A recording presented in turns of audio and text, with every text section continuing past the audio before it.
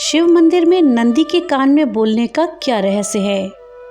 दोस्तों, पुराणों के अनुसार भगवान शिव एक योगी हैं और इस कारण अधिकतर समय वो तपस्या में लीन रहते हैं। ऐसे में भक्तों की आवाज़ और उनकी मनोकामना उन तक पहुंचने पर उनके ध्यान में विघ्न पहुंच सकता है। इसलिए नंदी वहां तैनात रहते हैं, जिससे कि महादेव की तपस्या में किसी भी प्रकार का विघ्न न आए। और भगवान शिव तक अपनी मनोकामना पहुंचाने के लिए लोग नंदी का सहारा लेते हैं और उनके कान में अपनी मनोकामना कहते हैं। कथाओं के अनुसार भगवान शिव ने स्वयं नंदी को वरदान दिया था कि जो तुम्हारे कान में आकर अपनी मनोकामना कहेगा, उसकी हर इच्छा अवश्य पूरी होगी। मनोकामना कहते समय इस बात का ध्यान रखा जाता है कि ये अन्य लोगों को सुनाई ना दे, इसलिए इसे फुसफुसाकर नंदी के कान में कहा जाता है। दोस्तों, नंदी केवल एक वाहन नहीं बल्कि भगवान शिव के परम भक्त, सचिव और शिष्य हैं। शिव पुराण, स्कंद पुराण और अन्य ग्रंथों में नंदी की महानता का वर्णन मिलता है। कहा जाता है कि नंदी हर पल शिव जी की सेवा में लगे रहते हैं और वे हर उस बात को सुनते हैं जो भक्त शिव से कहना चाहते हैं। ये परंपरा भारत के कई शिव मंदिरों में सदियों से चली आ रही है। इसके पीछे गहन आस्था और धार्मिक विश्वास जुड़ा हुआ है। जो बात भक्त नंदी के कान में कहते हैं, वो सीधी आवाज शिव जी तक पहुंच जाती है और जल्द फलित होती है। दोस्तों, ये मान्यता इतनी लोकप्रिय है कि देश भर के हजारों लाखों शिव मंदिरों में भक्त नंदी के कान में धीरे से अपनी बात कहते हैं। इसे गुप्त प्रार्थना भी कहा जाता है। शिवलिंग के दर्शन करें और मन में भगवान शिव का ध्यान करें। नंदी की मूर्ति आमतौर पर शिवलिंग के सामने होती है। उनका मुख शिवलिंग की ओर होता है। नंदी के पास जाकर धीरे से उनके दाहिने कान के पास झुकना होता है और अपने मन की जो भी बात हो, जो भी मनोकामना हो, प्रार्थना हो, दुख हो, जो भी हो, शुद्ध भाव और विश्वास से नंदी के कान में कहें, जैसे आप भगवान से आमने सामने बात कर रहे हों। एक बार बात कहने के बाद चुपचाप शिवलिंग की ओर देखें, मन ही मन प्रार्थना करें। अगर श्रद्धा और विश्वास ना हो तो ये परंपरा केवल एक क्रिया बनकर रह जाती है, और अगर श्रद्धा विश्वास आपके मन में है तो ये आपके लिए एक भावना बन जाती है, भगवान से अपनी प्रार्थना करने का एक माध्यम बन जाता है। नंदी के कान में बात धीरे और एकांत में करी जाती है, जिससे कि वो केवल शिव और भक्त के बीच रह सके। धार्मिक रूप से ये कहा जाता है कि अपनी बात को एक बार नंदी से कहें, बाकी सब कुछ शिव जी पर छोड़ दें। आपकी मनोकामना अवश्य पूर्ण होती है। ये एक आंतरिक और आत्मिक क्रिया है, इसमें दिखावा नहीं करना चाहिए। शिव पुराण में कहा गया है कि नंदी को शिव की बातों का सबसे अच्छा ज्ञाता माना गया है। स्कंद पुराण में नंदी को शिव जी के द्वारपाल कहा गया है। नंदी भक्तों और शिव जी के बीच संवाद सेतु की भांति कार्य करते हैं।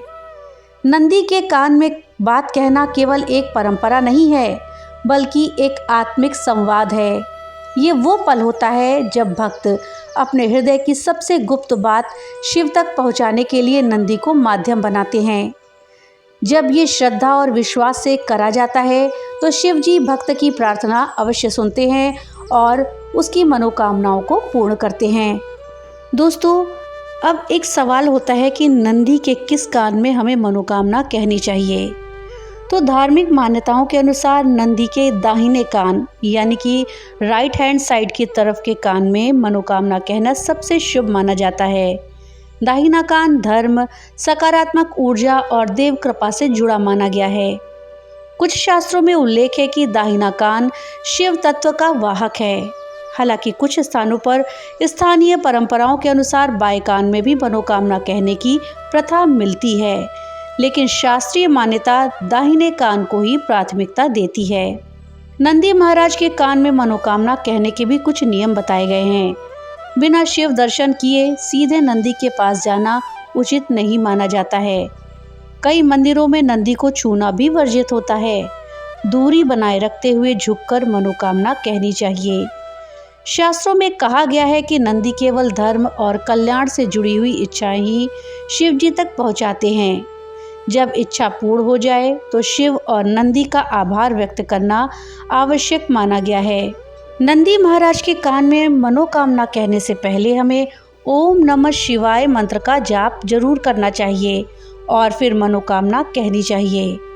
मनोकामना कहते समय अपने दोनों हाथों से अपने होठों को ढक लेना चाहिए जिससे कि कोई उसे सुन ना सके। दोस्तों, अगर आप चाहते हैं कि भोलेनाथ आप पर अपनी कृपा बनाए रखें और आपकी मनोकामना पूरी करें, तो अपनी इच्छा केवल नंदी महाराज को बताएं और किसी के सामने अपनी इच्छा को ना बताएं। नंदी महाराज केवल भोलेनाथ के वाहन ही नहीं हैं, बल्कि उनके परम भक्त भी हैं। उनके कान में अपनी इच्छा व्यक्त करने के बाद हर हर महादेव का जाप जरूर करें। नंदी महाराज और भगवान शिव का आभार प्रकट और मन में विश्वास बनाए रखें कि आपकी इच्छा पूरी होगी। ऐसा करने से भोलेनाथ भक्तों की मनोकामनाएं पूरी करते हैं। अगर आप चाहते हैं कि आपकी मनोकामना पूरी हो तो सच्चे मन से नंदी महाराज के कान में अपनी मनोकामना कहें और धर्म व सत्य के मार्ग को अपनाएं।